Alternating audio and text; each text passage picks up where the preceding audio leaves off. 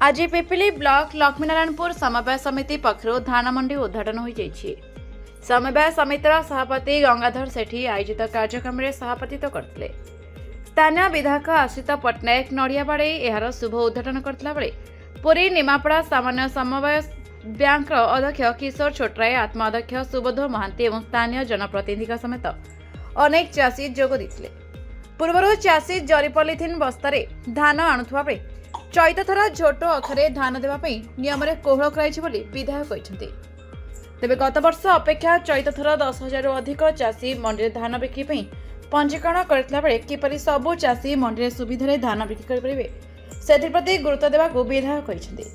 सेपटे यह समवाय समितिर निजस्व कार्य गोदाम गृह और प्राचीर कार्य यथाशीघ्र आरंभ कर विधायक श्रुत प्रतिश्रुति देते। Pipili Diwakar Pradhan report the Republic Odisha 24 news.